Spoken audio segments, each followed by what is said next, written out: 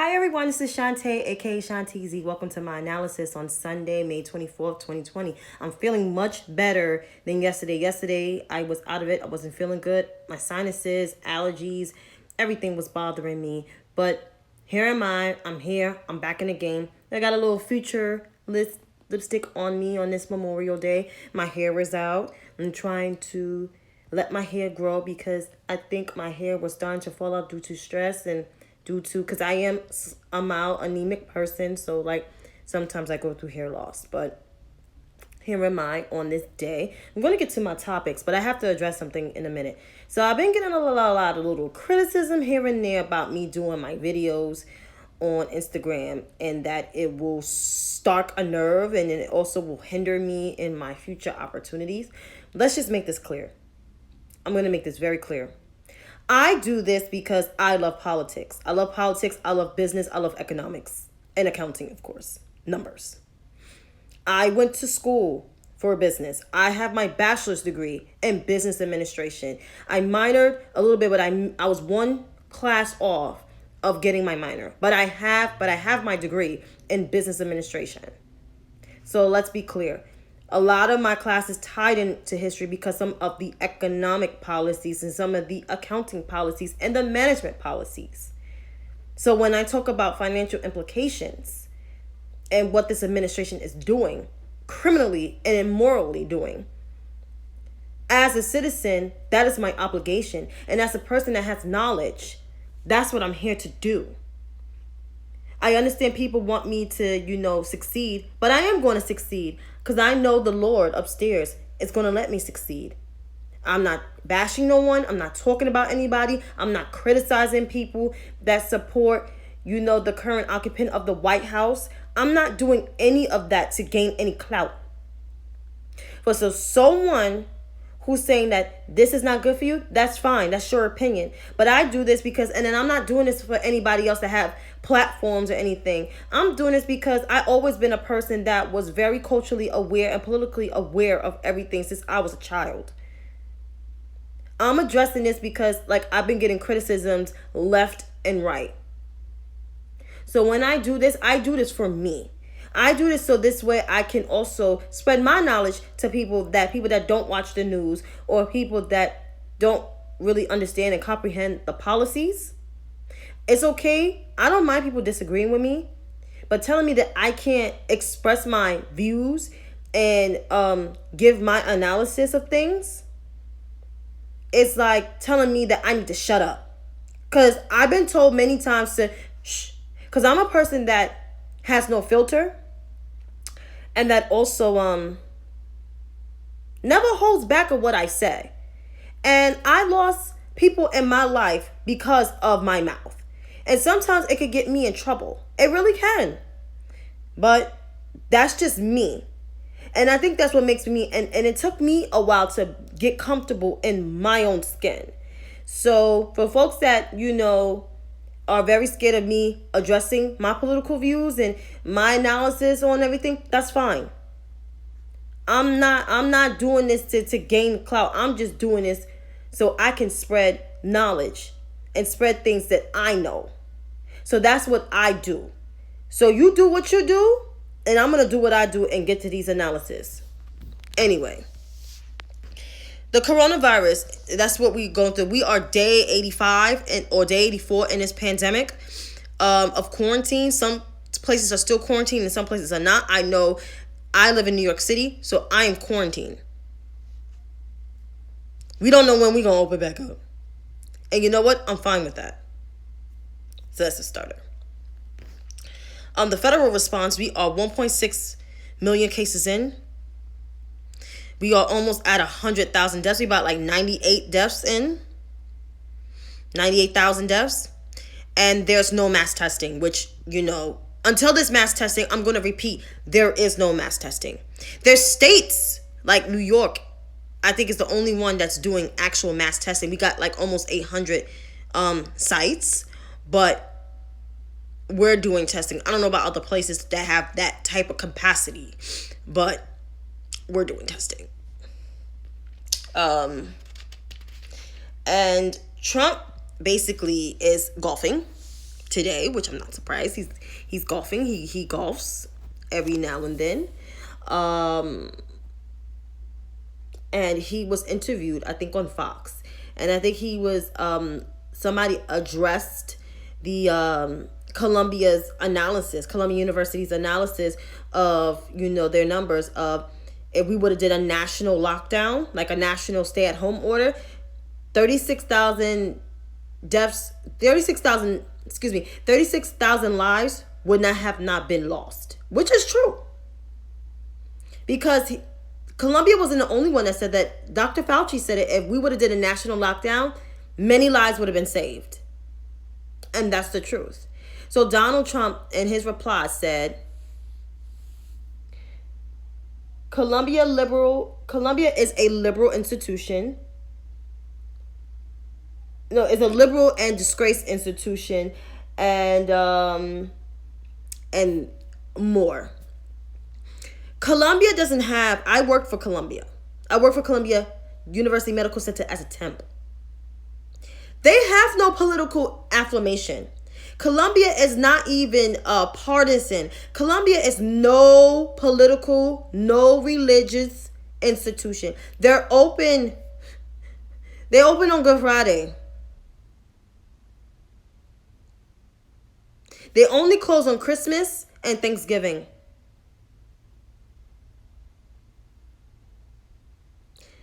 They are not even close to a Catholic or Presbyterian institution. That's not what they are.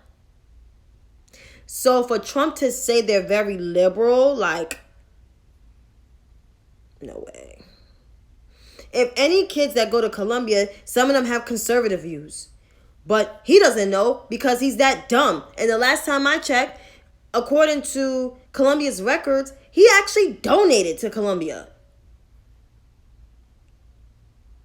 So Trump goes lying again. But that he's doing that. He's on campaign mode. So he is doing that to still keep his base intact. And they still will believe in him and still follow him. Like the whole going to church thing, having the evangelicals and the Catholics going to church. And, say they don't need to wear their mask. They could take off their mask. I see people going in the pools and crowding in places and in the mid-Atlantic states and Midwest. I mean, you're really listening to somebody that actually has no knowledge of science and don't listen to his scientists? Let that sink in, people. Let that sink in. But I'm going to get to him and his Republicans in a minute. But just the fact is that people are still like listening to this nonsense that he is spewing. I'm telling everybody right now, wear your mask. And sanitize your hands. And don't go to church. Coming from the religious person here. Cuomo's briefing, I didn't really catch it, but I watched it a little later. And, the hospitalizations are down, intubations are down. Some new cases still pick up, but it's still not as high as it was like a month ago. So that's good. 109 people died yesterday. That includes 82 in hospitals and 27 people in the nursing homes. Governor Cuomo acknowledges it's Memorial Day and they were at the beach, but they were still working. State beaches are open today and the camp grounds and RVs will be open tomorrow. And also, as a reopening, it relies on the science, and the Mid-Hudson and Long Island will be reopening this week. In phase 1. In phase 1, like I said, there's a couple phases. Phase 1 is the construction. Phase 2 is professionals, like professional offices of accounting offices, accounting firms, and other professional firms. Phase 3 is like I believe is restaurants and and hotels, and phase 4 is like arts and entertainment, which arts and entertainment ain't gonna come like probably till Christmas. Or maybe New Year's, which makes sense. But for more of his... Oh, yeah, and also The LRR will be getting back into gear and adding more carts so people can actually socially distance on the train, and everybody must wear a mask while they're on public transit, which makes sense because how many people ride transportation day? Probably like 5 million people. Don't know the exact number, but a lot of people ride the train in New York. They hardly drive their cars unless they work like in Jersey or work in Connecticut or work upstate. That's all I'm saying. And also, sports teams will be getting, starting their training session soon. So there is still in the works of that. But for more on Cuomo's briefing, just watch it on YouTube if you didn't watch it today, so you can know what's going on. Or you could go to health.ny.gov to, get more of the stats and the statistics of it. Now to the politics. Also, Republicans' negligence. So Mitch McConnell decides that instead of putting the HEROES Act on the floor and also series of other relief bills on the floor, he's just gonna have to put his guys on the courts, him and the Republicans, and also subpoena Joe Biden's son.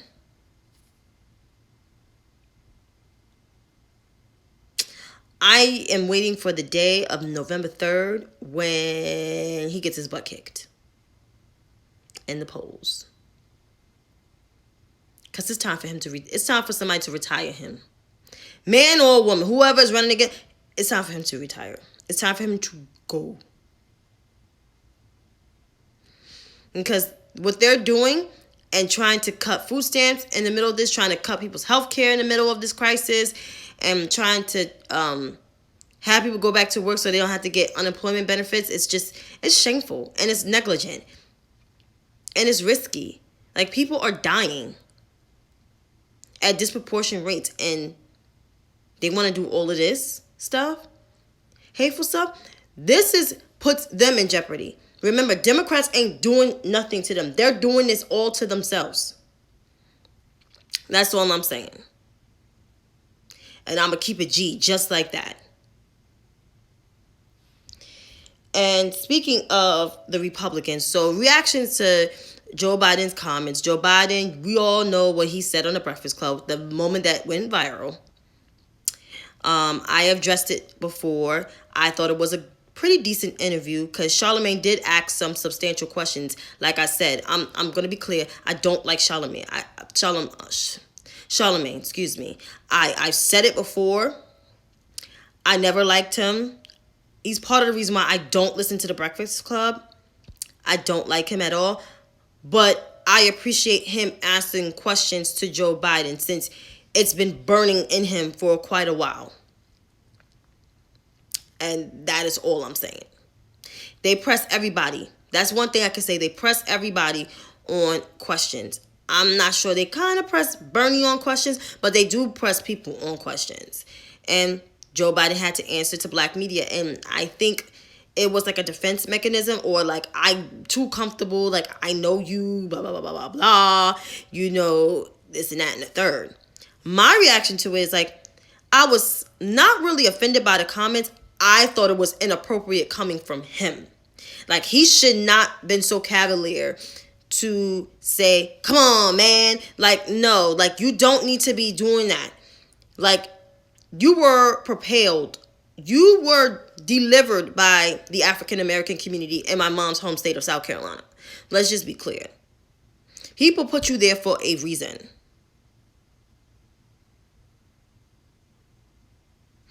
Now you have to deliver. You got 2 black senior advisors on your campaign now. They should advise him to say what is to say and how to be sensitive and listen to people and respond to the women that did the op-ed too. That's a whole nother thing. Have a conversation with them. You know what I mean? Like, seriously. This, like, it went so viral that black Republicans and white evangelicals and far-right media are capitalizing on that viral moment of what Joe Biden said. And honestly, to tell you the truth, They should all shut up. They have no right at all to capitalize on anything. They support the most bigoted, racist man who has almost nearly a 50-year track of racism, going line from his dad all the way to now. And trust me, I was born and raised in New York and still currently live here. Trump was never a friend to black people. I can't even count the time that he visited uptown in Harlem, and his office is only 15 minutes away from 110th Street.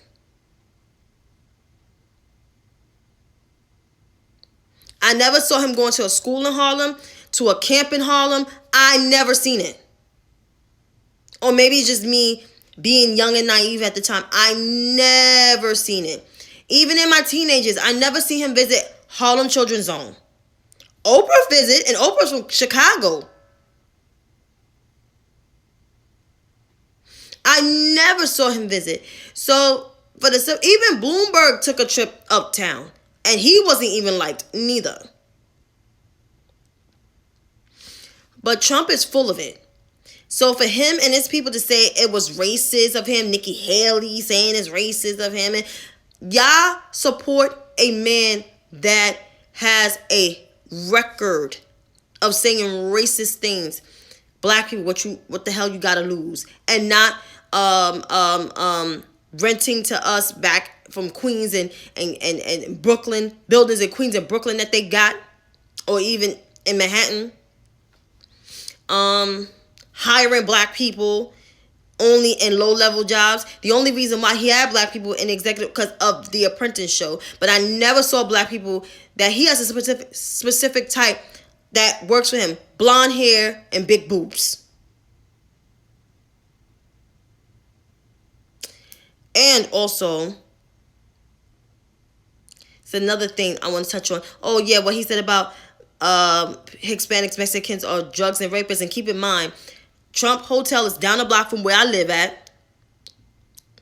And there are cleaning people that are either Mexican, Dominican, Puerto Rican, Colombian, Honduran. So don't even go there, Trump. You got immigrants, undocumented status that works for him. I'm not even talking about the golf clubs up in Throgs Neck in the Bronx. I'm talking about the hotel down the block from where I live. Even people that work at the door that are Hispanic, like or black, Puerto Rican, or Dominican. So let's get this all out in the open. This is a New Yorker that know Trump very well and have told people not to vote for him. There was decent Republicans, that actually would have made a better nominee. But they wanted somebody that spoke to their anger. So this is where we are. So for you guys to say, and I'm not a defender of Joe Biden, that Joe Biden comment was racist, it was insensitive and it was out of pocket. There was some truth to that to that, even though the way he said it was wrong. But Trumpers Republicans should be the last people to talk. They even supported Ronald Reagan and all his bullshit antics and with his racism, okay? Like he was the best thing next to cheese. Child, please. Moving right along, Black Nativity. If those who don't know what Black Nativity is, it's basically black celebrities, black rich celebrities. You got people like, and I have no vitriol or anything for them. Diddy and Ice Cube, Killer Mike telling about, and T.I., hold your vote. That's the same thing like stay your ass home. Didn't we learn from 2016 when you stay home, you get the most racist and ritual man? You get the bad choice in office? I don't think people want to stay in their house until 2024. Do you? Because I know I don't. People telling me, other black people, high profile black people telling me not to vote. They're going to be well off in a Republican administration, counting their millions, while me sitting here trying to know when I'm going to pay my bills, when I'm going to pay my rent, when I'm going to get a job. Because we're about to head into a depression real quick. And what they're going to say when we head into a depression? They're not going to offer no job to me. I don't work in entertainment. I got a full-on business degree. And I prefer to work in nonprofit, even though I don't mind working in corporate America. So y'all telling me to hold my vote? Yes, I know people need to earn my vote, but hold my vote is saying stay home. I didn't stay home in no elections. I vote in every election. Let's make that clear. My grandparents down south, my mother's parents, worked very, very, very hard to vote. And they had elementary school education because they had to work. They were children during the Depression, so they had to go out and work.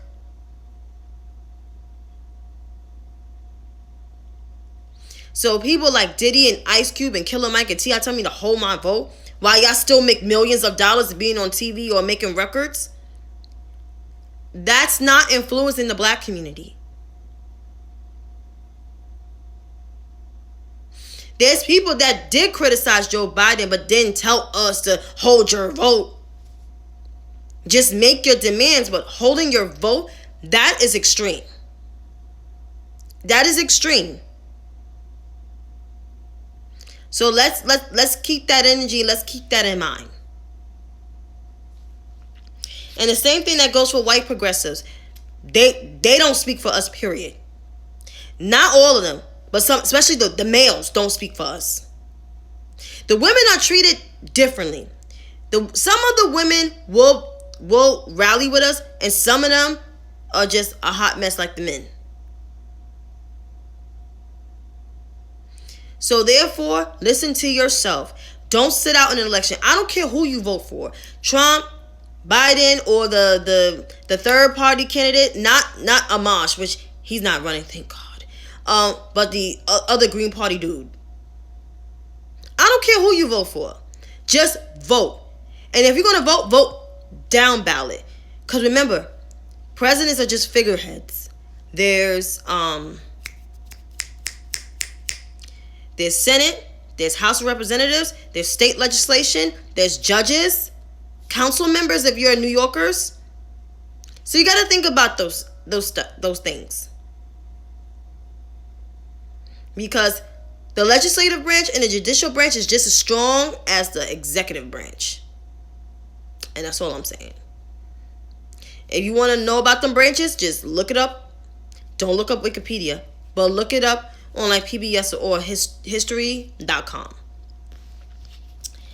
Lastly, to touch on the Republicans. So I was able to watch the Roland Martin Unfiltered and Paris Denard. If those who know who Paris Denard is, those who don't know, Paris Denard is a former CNN commentator who is an avid Trump supporter. He's probably like next to the worst commentator than Kayleigh McEnany. He basically was battling Roland about, he wanted to come on and address Biden's comments saying it was racist, but you support a racist. You work for that racist right now on his campaign.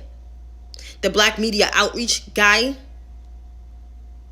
If you're the black outreach media guy, why is your man not appearing on black media? Not just Roland Martin.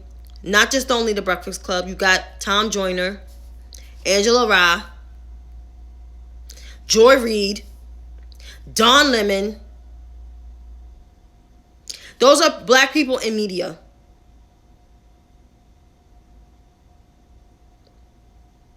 Tamron Hall. Those are black people in media. You don't want to appear because you know you about to get the stitch and the itch. Yeah.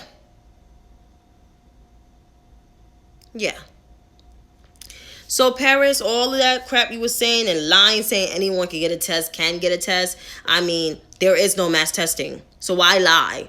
He just lied throughout the whole thing, and then also saying he's trying to. Oh, Roland is trying to basically say accuse her of not being free thinking. You know, like all these. And I'm gonna say it again before I conclude on this topic. All these rich black people and some of these high profile pundits, you cannot tell people how to think and how to vote. You just can't. Like I can't.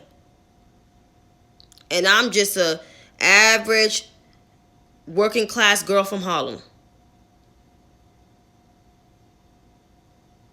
You cannot tell people how to vote. They're going to vote the way they want. Either it's Democrat, Republican, or Independent. They're going to vote the way they want. And that's just what it is. So my message to them is to shh on that one. And that's it. Getting on to a lighter note. The IG battles. So whoever did not watch the Bounty Killer versus Beanie Man battle, like, you missed a good treat, because it was so good. Like, you can't even say who was a winner, because that's just how good it was. Jamaicans, somehow, my West Indian brothers and sisters, because I'm not West Indian, coming from the Yankee, me, they know how to be. Black people just overall know how to rejoice together. They really do. And their love and their prosperity, despite the fact that cops try to interrupt, other than that, it was beautiful. And they ended with so positively saying that we need to support each other. COVID-19 is real and we need to take it seriously. And they're right. They're absolutely right. Because times like this is the times that we need to stand by each other. We may be separated and we can't be together, but we can still reach out and call one another, text one another, be on Zoom with one another, even if you have a virtual party with one another. We can rejoice together and be together virtually, not physically, not yet until it's a vaccine. But there's no winner because they both won our hearts over. And tomorrow's IG battle, I want to know who you got. Everybody's saying Jagged Edge had hits. Yeah, they had some hits, but 112 is a group that never likes to overshadow each other. Sometimes I feel like Jagged Edge kind of do that in a way, but like tomorrow to be determined. So I hope everybody tunes in at 8 o'clock on IG. And as to I conclude, I hope you guys enjoy your Memorial Day. And if you're going out, please wear your mask and wear your gloves. And do not gather. Please, in the name of Jesus, do not gather. Don't make the people around you sick. If you're going to go out for a walk, go out for a walk with one other person. Social distance. That's it. Social distance. Don't group together. I stayed away from my family because, like I said, I ain't trying to make nobody sick. I'm staying away from my friends because I don't want to make them sick because half of them got children. So I just try to stay away. So best of luck. Be safe out there. Be blessed.